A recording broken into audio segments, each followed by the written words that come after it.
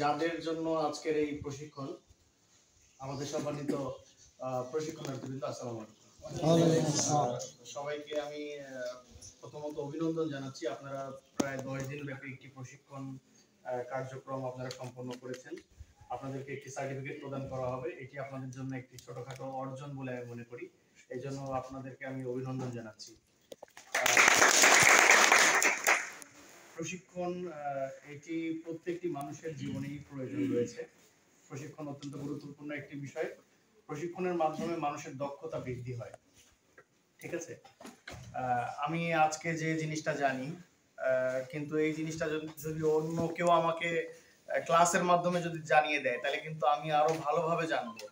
আমি সবসময় প্রশিক্ষণ সম্পর্কে আমার কাছে সবচেয়ে তার মানে প্রকৃষ্ট উদাহরণ যদি আমি বলি, তাহলে আমি একটা জিনিস বলে থাকি সবসময়, সেটা হলো আমরা যারা মুসলিম রয়েছি, আমাদের প্রতিদিন কি হয়, 5 বার আজান হয়, তাই না? 5 বার আজানে কি বলা হয়? হাইয়া আলাস সালাহ, হাইয়া আলাল ফালাহ। তার মানে কি, নামাজের জন্য এসো আর কল্যাণের জন্য এগিয়ে যাও। এই কথাটা কিন্তু 5 বার বলা হয়, তাই না?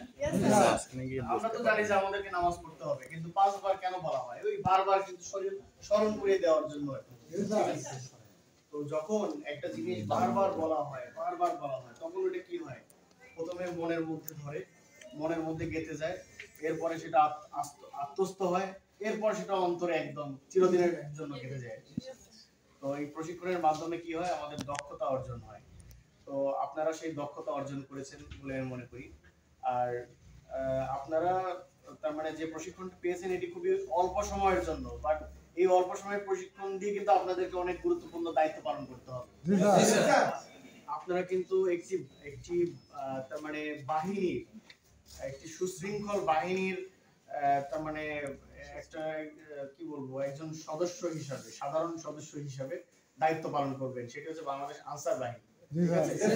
বাংলাদেশ আনসার বাহিনী এটি কিন্তু তার মানে আজকের কোনো প্রতিষ্ঠান না, এটি অনেক আগেকার প্রতিষ্ঠান। 1948 সালে কিন্তু এই বাংলাদেশ আনসার বাহিনী গঠিত হয়েছে। ঠিক আছে, এরপর এই যে আনসার বাহিনী যেটি পরিচালিত হচ্ছে, এটি 1995 সালের আনসার আইন, বাংলাদেশ আনসার আইন অনুযায়ী কিন্তু এটি পরিচালিত হচ্ছে। আমাদের গণপ্রজাতন্ত্রী বাংলাদেশের সংবিধানেও কিন্তু মানে বলা আছে যে আইনের মাধ্যমে গঠিত বাহিনীর মাধ্যমে আইন শৃঙ্খলা পরিস্থিতি নিয়ন্ত্রণ করা হবে। তার মানে এটার একটা সাংবিধানিক স্বীকৃতিও রয়েছে। তো আপনারা সেই সুশৃঙ্খল বাহিনীর সদস্য হিসেবে দায়িত্ব পালন করবেন। যেই সুশৃঙ্খল বাহিনী 1952 সালের ভাষা আন্দোলন থেকে শুরু করে 1971 সালের মহান মুক্তিযুদ্ধ এবং মুক্তিযুদ্ধ পরবর্তী প্রত্যেকটি দেশের ক্রান্তি লগ্নে যে বাহিনী কাজ করে গেছে, সেটি হচ্ছে বাংলাদেশ আনসার বাহিনী। আমরা ভাষা শহীদ, আমরা জব্বারের নাম সবাই শুনেছেন, শহীদ জব্বার, তিনি কিন্তু আনসার বাহিনীর একজন। ঠিক আছে, তাহলে আপনাদের মর্যাদাটা কোন জায়গায়, এটা কি বোঝা গেছে? অনেক ফজিলতপূর্ণ কিন্তু। ঠিক আছে, তো আপনারা সেইভাবে কাজ করবেন। এবং 1971 সালে আমাদের একটি অস্থায়ী সরকার গঠিত হয়েছিল।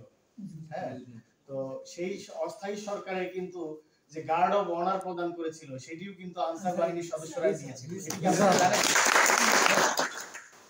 সেখানে প্লাটুন কমান্ডার ছিলেন ইয়াদ আলী, উনি মূলত হচ্ছে এই ইয়াটা দিয়েছিলেন, গার্ড অফ অনারটা দিয়েছিলেন। আপনারা ইউটিউবে ভিডিও পেয়ে যাবেন, আপনারা দেখবেন। ঠিক আছে, তৎকালীন যে অস্থায়ী সরকার গঠিত হয়েছিল, সেই অস্থায়ী সরকারের গার্ড অফ অনার কিন্তু এই আনসার বাহিনীর সদস্যরা দিয়েছিল। তো আপনারা কিন্তু অনেক গৌরবান্বিত তার মানে বাহিনীর একটি সাধারণ সদস্য হিসাবে পরিচিতি লাভ করতে যাচ্ছেন। আপনাদেরকে সামনে বিভিন্ন সরকারি গুরুত্বপূর্ণ কাজে কিন্তু আমরা দায়িত্ব প্রদান করব। সেখানে আপনারা তার মানে পেশাদারিত্বের সাথে কিন্তু দায়িত্ব পালন করতে হবে। পেশাদারিত্বের সাথে বলতে আমি এটা বোঝাচ্ছি যে আপনাকে দুর্গা পূজায় দায়িত্ব পালন করতে দেওয়া হলো, সেখানে আপনার